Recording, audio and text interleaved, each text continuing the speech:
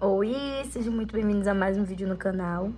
Tava, sabe, sem querer gravar essa introdução por causa dessa bonita aqui, mas vai assim mesmo. E espero que você goste do vídeo, curta e comenta e se inscreva no canal. Bora lá! E deixa eu explicar pra vocês como é que funciona a questão dos horários por aqui. Eu tô olhando aqui pra tentar achar o controle, mas não tá fácil agora, então eu vou falar mesmo, sabe, sem mostrar. Aqui nós atendemos por turma, né? Como vocês sabem, e para você que não sabe, eu já vou falar aqui. Nossa aula tem duração de 2 horas e custa R$70. E a estratégia que eu adotei para conseguir um bom faturamento é atender por turma, né? Por pequenos grupos, tipo de 2, 3 crianças. Isso me traria um faturamento muito baixo, tendo em vista que as aulas são de segunda a sexta-feira, sabe? Não dava para dar uma revezada entre as crianças. E trabalhar em dias alternados aqui não seria uma opção, porque ninguém atende assim. E as pessoas de fato procuram um lugar que atenda assim, sabe? Todos os dias. Enfim, essa foi a minha estratégia. Aí funciona assim. Antes eu atendia de 8 às 10 e depois de 10 às 12. Hoje eu atendo a partir das 9 da manhã, certo?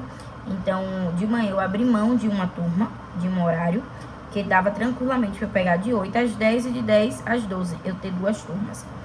Mas eu não funciono muito cedo.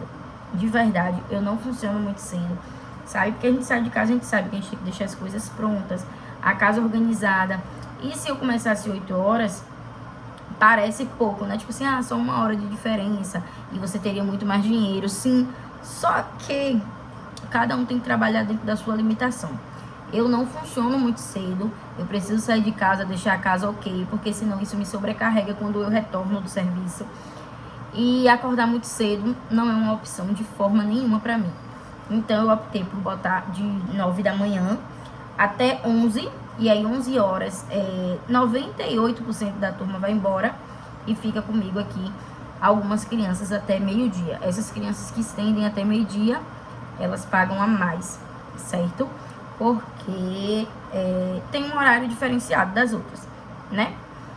Uma delas eu atendo, o valor normal é 70, uma que fica até meio-dia eu fiz um desconto pra mãe, deixei 85, e outro que fica até meio-dia, que no momento estão sendo 2, eu cobro 135, que eu também dei um desconto pra mãe. Por que um é mais caro do que o outro? Porque esse de R$135 é um aluno que não frequenta escola, então o planejamento é todo meu. É como se fosse uma aula particular mesmo, sabe? E não reforço escolar. Então, por isso que o valor dele é um valor mais alto. Enfim, eu organizo assim. Eu tenho, deixa eu ver, 1, 2, 3, 4 turmas por dia. Uma turma de 9 às 11, como eu falei. E essas 2 crianças que ficam até 12 eu nem conto, né? Como turma, não. Então, uma turma de 9 às 12, de 9 às 11. E aí, meio-dia eu paro pra almoçar. Retorno 1 hora, pego de 1 às 3, de 3 às 5 outra turma e depois de 5 às 7. E a dúvida que muita gente tem é, esses horários colados não choca, não? Às vezes sim, e às vezes não. Então é algo que dá pra dar uma segurada. Pela tarde eu tenho um auxiliar comigo, que é Gabi, né? Então é muito mais fácil, porque por mais que choque, a gente consegue organizar. Porque não é aquele choque da turma inteira chegar no horário e da turma inteira sair naquele horário, sabe? Então, geralmente, o pessoal que vai embora 3 horas, 2h50, 2h45, as mães já estão vindo buscar. E os alunos que chegam 3 horas vão chegando e já tem lugar para ir sentando, né, certinho. Botar as crianças no ritmo, para quem trabalha por turma, é super necessário e essencial. Isso porque trabalhar com turma não é fácil, certo? Não é uma tarefa fácil, principalmente para reforço escolar.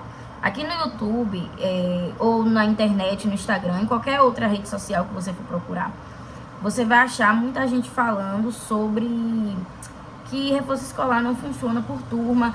E o reforço escolar funciona por turma desde que você tenha um planejamento voltado para a dificuldade de cada criança no individual.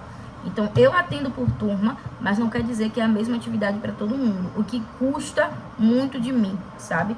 Por isso que, às vezes, eu fico com o meu psicológico tão cansado, o físico também, o psicológico, a saúde mental acaba comprometendo a física também, né? Então eu fico um pouco sobrecarregada. Por isso que Gabi hoje está comigo, né? Pela tarde. Ainda ela não tem uma demanda grande aqui, certo? Porque eu quero que ela se familiarize com as coisas aos pouquinhos, para que ela venha entender como funciona de fato. Ela já começou a pegar o ritmo, tem nem um mês ela aqui, né? Vai fazer ainda. Ela já começou a pegar o ritmo, ela já consegue ali auxiliar uma criança ou outra, fazer alguns serviços sem que precisa ser ordenado, porque eu sou o tipo de pessoa que eu odeio mandar, porque eu odeio ser mandada.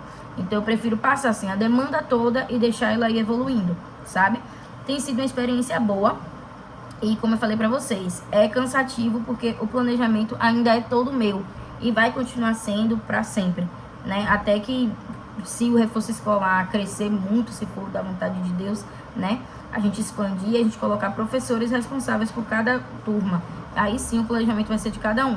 Mas o planejamento ainda é meu, porque uma coisa que muitas pessoas falham é em contratar auxiliar e querer que o auxiliar dê conta. Ela é uma auxiliar.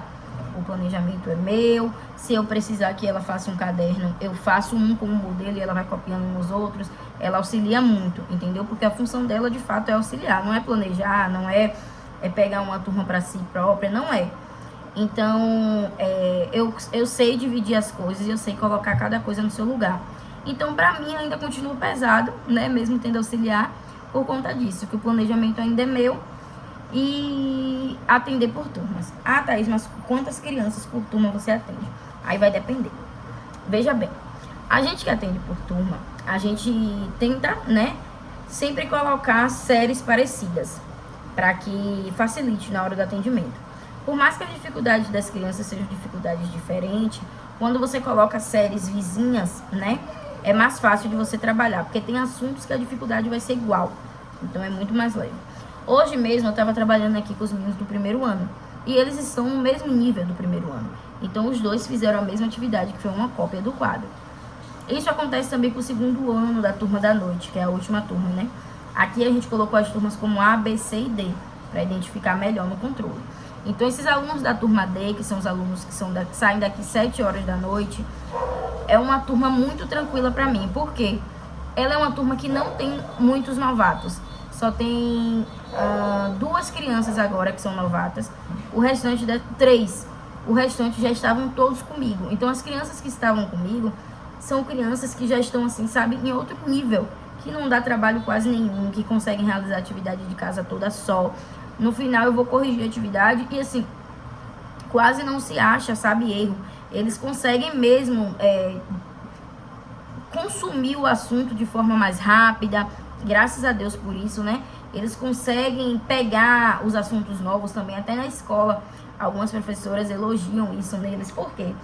Porque quando eu comecei com eles, eu percebia que os assuntos que eles tinham mais facilidade em aprender, a gente meio que pincelava e eu ia para o assunto mais difícil. Às vezes eles falam assim, primeiro a gente aprende aqui e depois a gente vê o assunto na escola. E acontece muito isso mesmo, porque eu não vou ficar batendo na mesma tecla com um assunto que a criança já aprendeu. Então eu vou e avanço mais um pouquinho. Na escola não, se o livro tiver um conteúdo que o assunto aparece 30 vezes, a professora vai passar o assunto 30 vezes, porque é o cronograma que a escola escolheu seguir, a metodologia que a escola está seguindo, é o de ensino daquela editora. Então ela começa a bater aquele assunto no liquidificador todo dia, e a criança vai tomando, às vezes passa o assunto e a criança termina em 5 minutos. Né? E fica o restante da aula lá esperando quem não conseguiu pegar, conseguir terminar. Então, graças a Deus, as crianças desse horário são crianças muito adiantadas, sabe? Que não dão trabalho, crianças que têm as séries muito parecidas. Por exemplo, nessa turma, 7 crianças é toda do 4º ano da mesma escola. Então, assim, as outras crianças que eu vou colocando são crianças que, sabe, eu vou dizer assim, não dão trabalho nenhum. Essa turma mesmo em questão que eu tô falando, a turma D, tem 7, que é da mesma escola. Depois tem mais 3, que é do 2º ano da mesma escola, ou seja, já tem 10 alunos. E aí tem mais 2, que é do 1º ano da mesma escola. E depois mais 3, se eu não me engano, que é do 3º ano da mesma escola. Então, assim, sabe? Tudo sério, vizinhazinha, e é uma delícia de trabalhar com eles dessa forma. E eu tô muito feliz, porque o meu trabalho, desde que eu iniciei, tem se mostrado um trabalho eficaz, um trabalho muito legal na vida das crianças. As famílias têm notado E aqui até a metodologia, a minha metodologia que eu crio a minha própria, é que a gente incentive sempre a leitura. Porque eu não sei aí com vocês, mas aqui acontece das famílias procurarem o reforço escolar só quando notam algum atraso. Ninguém procura o reforço escolar, assim, sabe, num primeiro instante, vou botar lá e pronto. Geralmente as famílias observam algum atraso e aí procuram o reforço escolar. E esse atraso geralmente é na alfabetização, na leitura, alguma habilidade que não foi trabalhada na primeira infância, como foco. Então, Gabi já entendeu também, né, como funciona. Então, muitas vezes ela mesma fala, eu vou fazer a leitura com não sei quem. A gente tem uma caixa aqui, ó, que tem várias fichas de leitura e vários outros recursos que a gente vai criando no dia a dia. Eu tô pegando a caixa, vários recursos, ó, essa caixa aqui é cheia de fichas de leitura. Vou abrir até pra mostrar umas pra vocês, que são coisas fáceis de fazer, né? E auxilia muito no dia a dia. Ó, tá lotada, gente. São fichinhas assim, ó. Tá vendo? Essas fichinhas aqui é um papel normal. E aí atrás, cartolina, pra deixar mais durinho o recurso. E aí vai, ó. Tem assim de frase, tem assim todo com a letra F, todo com a letra M, tá vendo? Várias mesmo. E aí a gente sabe que a nossa prioridade, depois da atividade de casa, é leitura. Aqui a maioria, como eu falei, né, a grande parte, só os que já estão comigo que não tem tanta necessidade assim, mas os demais vêm com essa carência na questão da alfabetização. Então, se a nossa carência e a nossa maior procura é para alfabetizar, a gente investe em recursos que ajudem as crianças e que auxiliem o nosso momento de lição com eles, né? Não sei se ainda é conhecido assim como lição, mas esse momento em que a gente está ajudando na leitura era conhecido dessa forma, como lição. Então, aqui foi para responder as dúvidas de algumas pessoas de como é que funciona, né? Essa parte da divisão das turmas. E assim, como eu falei para vocês, eu teria a oportunidade de ganhar mais dinheiro pela manhã se eu pegasse 8, mas eu trabalho dentro do que eu posso fazer, da minha limitação, certo? A última turma inicia 7, isso quer dizer que eu não saio daqui 7, né? Eu vou limpar ainda, eu chego em casa por volta das 8 horas, eu chego morta. E eu priorizo que eu durmo um pouquinho até mais tarde. Então, é isso, né? Por isso que eu quis passar isso pra vocês hoje. Espero que tenha servido pra alguma coisa e que vocês tenham entendido, né? Caso queiram se inspirar, caso tenham alguma dúvida, é só perguntar.